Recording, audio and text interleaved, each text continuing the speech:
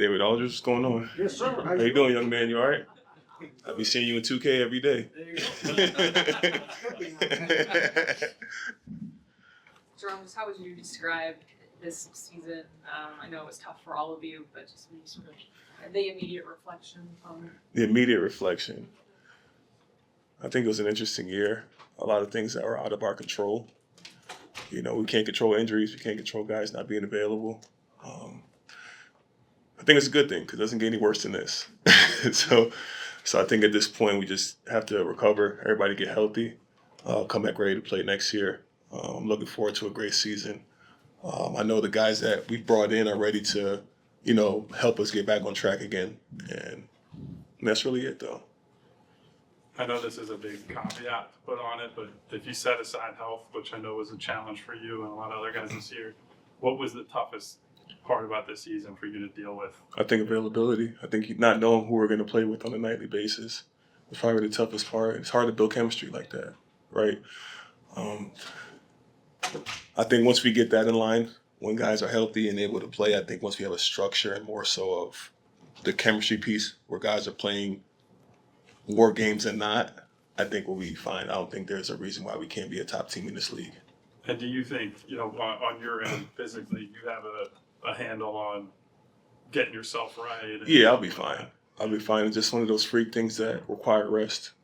I can't muscle through something like that. I've tried, and my body was rejecting it. So it's just something I have to sit down with and allow it to heal, and I'll be fine.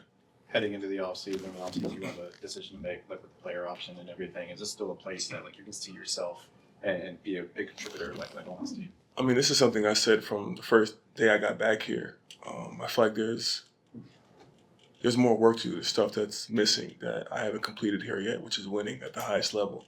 And I still feel that way now. I think we still have the pieces to win at the highest level, and I think I can be a big part of that too. So my plan is to come back. Obviously, whatever happens in the offseason happens, but my immediate plan is to be back here. Adembona is someone that even going back to training camp, you had talked about kind of taking under your wing.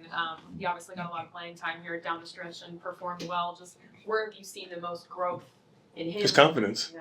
His confidence is where it's grown the most. He's like a sponge.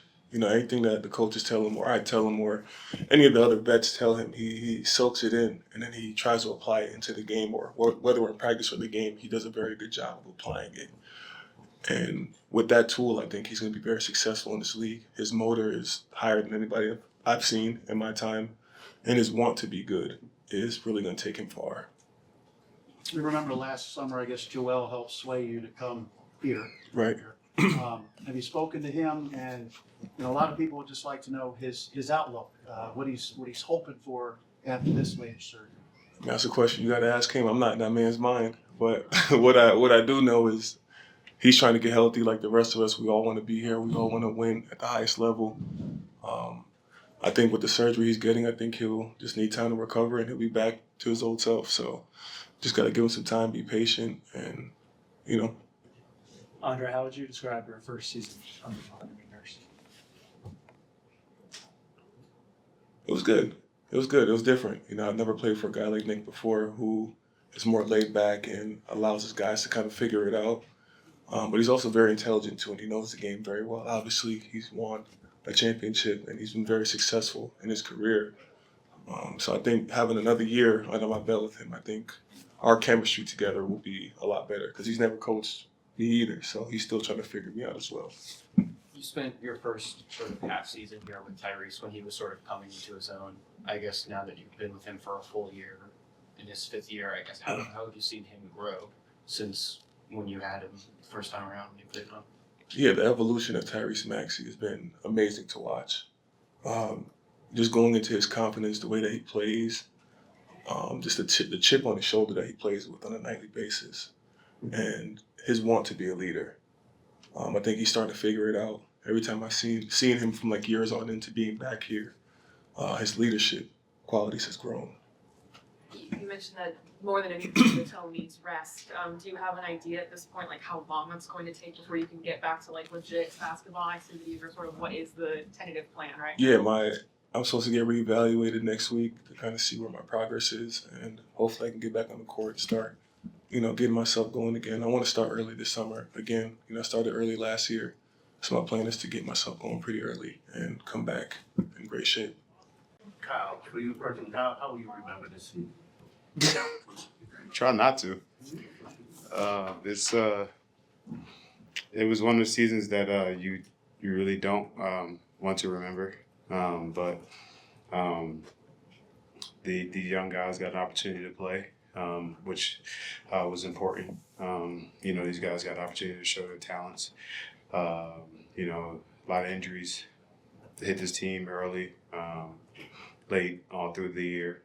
It was a difficult season to be a part of, honestly. Where did you see Tyrese making the biggest strides this year? He talked a lot earlier tonight about just the growth he made just from the times he was playing before he got hurt. Where did you see him make growth? I think just his overall communication, his leadership, the aspects of being a great leader and using his voice more. I think even when he was he tore his messed his finger up, and he still was out there trying to play. Trying to help guys get better.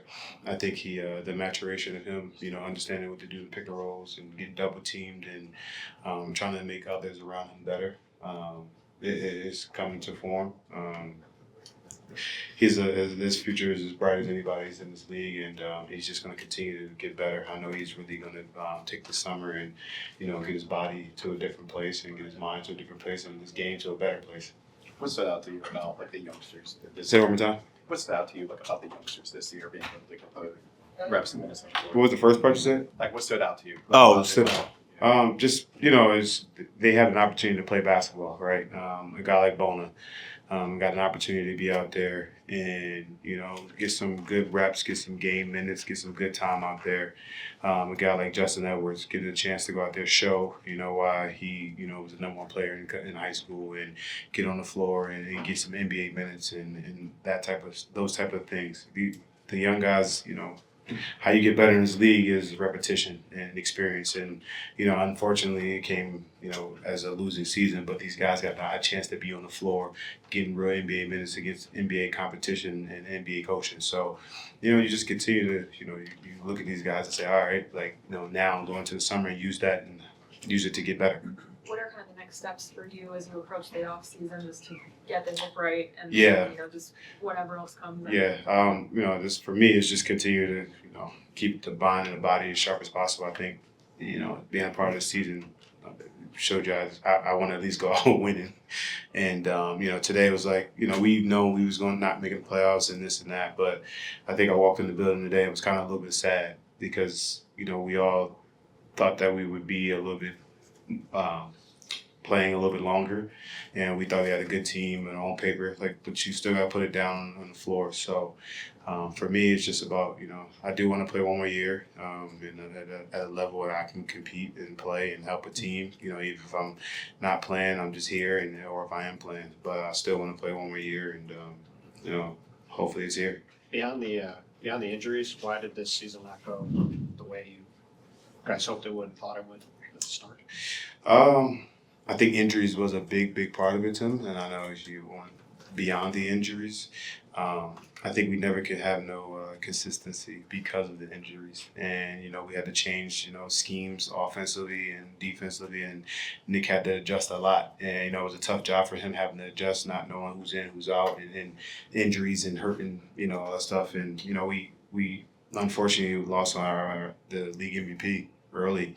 And not having him, it's just, your team is always going to be, trying to figure it out around him. So, we want him to be, if he was here and healthy, we'd be in a different situation. Paul having his knee, having his injuries, and just Jared McCain start off with a great season and injuries. And it's just been a lot of that inconsistency. I just kind of say tough when you don't have, the guys on the floor. And Coach did the best he could, trying to figure out game plans.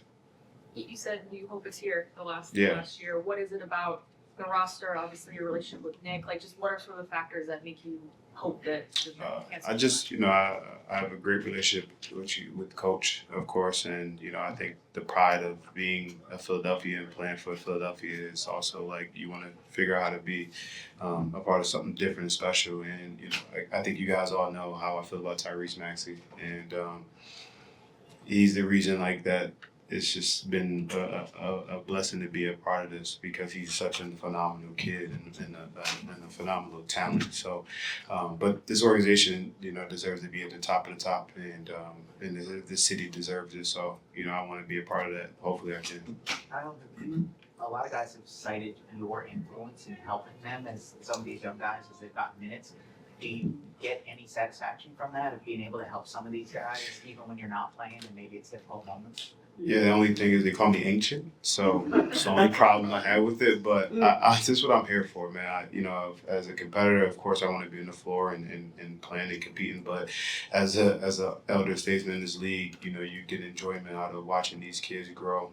Because I was once in their shoes and I've been through the things that they've been through, sometimes playing, sometimes not playing, sometimes getting big minutes and having great shooting games, then having terrible shooting games, and just figuring out a way to ride the wave and stay consistent is, what I get out of that is trying to help them be consistent. Kyle, how difficult is the challenge when y'all don't really have there were not a lot of minutes together with the core group. How big a challenge is that going into next season? It's a challenge. When the better teams are, they're always the same teams, when you build that team, 2, 3, 4 years in, and this was supposed to be that first year, it would have been a great year to have everybody together. Then, whatever would have happened this year, then next year, it could be the next step. But like you said, not having everybody is kind of like to restart, but we do know each other, personality wise, and know what the abilities that we have on the floor. So it can be a challenge, but I think it'd be a fun challenge, especially, with how hungry guys are going to come back next year. Talk about the overall frustration of this team and what you guys are all going through this year. Yeah, I mean, we got hit with the injury bug. It happens. You just try and hope for a healthier season next time. But I'm ready to get back out there. I know everybody else wants to get back out there, so it happens sometimes. But you just gotta throw it away, learn from what happened, and just keep going. In your time just watching from the bench and still being around, just kind of what are the biggest things you've learned or picked up, even though you haven't been able to be out there on the floor? Yeah, I think the main thing is just that I think talking to Kyle on the bench, Kyle and Tyrese on the bench is helping me too. They'll coach me through it sometimes. Kyle will just pull me aside at random times just to coach me. But yeah, just learning the game. I think just learning that how I can read certain situations. Even Jared in the pick and roll, the other Jared in the pick and roll. Just watching his pace, his chemistry with the Dem. I think we have that too, and just can't wait to get back out there to help him out. But learning the pace of the game, how I can make different reads, defensive side of the game, still watching film and stuff. Jared, where are you in your recovery process? Just like getting on the court a little bit. I feel really good though. It feels a lot better than obviously it did. But I started doing a little jumping and with no pain, which is a blessing. So we're getting there. As you're heading to the summer, I guess, what kind of plans do you have for your first NBA offseason and preparing for your second year? Man, just to get healthy. That's all I want. That's all I'm praying for. All I'm wishing for, just to get healthy, be 100%, and then get back to work. I know I can obviously help this team do a lot of things, and I just want to get back out there and get a feel for the game and just play basketball again. Run up and down the court. I can't wait to just where I can put on my shoes and just sprint, just go run. Yeah, Nick and Rico have both talked about that. Even right now, that little stuff you're able to do on the court, lots of passing and playmaking. Just where do you feel like you maybe even progressed in that area, even though it's been kind of limited in what you are? Yeah. Rico calls it basketball yoga. He likes to call it just different mind games, making different reads with stationary stuff, making reads with he'll hold up a number. I got to speak it, or that means something, and I got to do a rep doing something that means the 2 or something. But yeah, it's been great for my mind, getting my handle right, and shooting a lot of no jump shots. Do you have an idea of how at this time you're expected to be able to do this again, or this how this off season you hope it will? They try not to give me a set time, just so you're not disappointed or anything like that. But I like to give myself I want to do this by this time and this by this time. But we'll see. Yeah. You've talked to us about you like journaling and writing out goals for yourself and thinking about those all the time. The health stuff notwithstanding, obviously that's first, but what comes to your mind as this is what I want to achieve this summer and next season and year 2 in the league? Yeah, I think just building good chemistry with the people that we have or are going to have, and obviously getting healthy, and then really just getting back out there feeling like comfortable again out there on the court. It may take some games, whatever the universe needs me to go through, that's what I'm going to go through. So I'm just, whatever happens is going to happen, and so I'll learn from my mistakes, learn from everything, and just get back out there, feel comfortable playing basketball again. Jared, how do you maintain that perspective? You know, the team's been through a lot this year so much. You've been through a lot personally this year. But we see you up here still smiling at practice, chasing Joel around. How do you keep that positive, progressive, forward energy? I think, everything happens for a reason. There's no, God doesn't make mistakes. And I know the universe has put me in this position to be injured, to learn something. I know I'm destined for something greater. So I think I read the book, The Obstacle is the Way. And I think I said it before, but just trying to create any advantage through all the adversity that you go through. I think there's this saying, I forget what book it was, but it said amor fati, I think is how you say it. But it's just like love everything that comes, even the negative, love everything that comes your way, and you'll find your way back in the positive. And so I just try to take that every single day, live with gratitude. I'm huge on that, and I know I'll be fine. I know I'll get back to where I was, even better, and just got to be patient and be present. Jared, as a rookie class, Last couple questions. Dan and Justin have all had moments this year.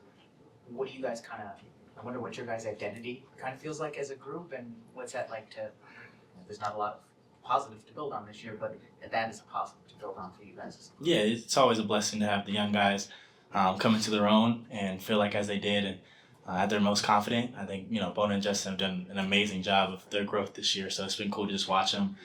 We talk about it all the time. We can't wait to play with each other, and so I'm excited to get back out there with them. But their growth has been really cool to just see because they work really hard since we got drafted. Quentin closed the season on a really hot stretch, and if he's back, do you kind of envision a lineup where it's you, Tyrese, Quentin, and the three of you kind of attacking the 3-guard lineup? Yeah, for sure. Whatever the coaches put me at, I'm gonna do. But it'll be fun to play with all of them. What is like when you talk about being on the bench with Tyrese and Kyle kind of giving you tidbits, what is the best piece of advice or tidbit or just little word of wisdom that they've given you? Or a couple things. Probably for Kyle. Kyle's always talked to me about, he thinks he can, but guarding the post, being a smaller guard. So just teaching me like ins and outs of how to guard a big when you get switched onto a big, or how to get over a screen, or how to guard this pin down, what to look for if the ref can't see. Just certain things that will help me get little tidbits that smaller guards can use. I know Tyrese doesn't like me using smaller, but medium-sized guards.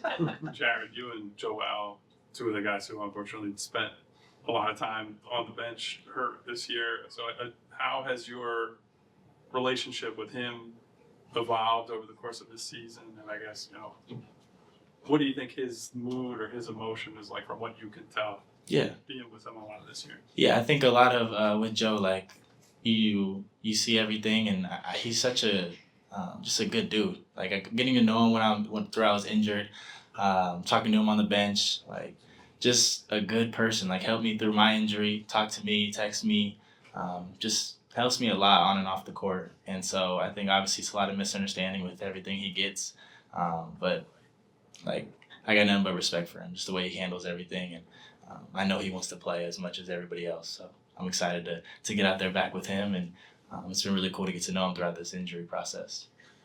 How's your Last question. piano and Spanish skills? That's what you said. So piano had to stop a little bit because I started traveling again, and it was hard to get lessons with the teacher.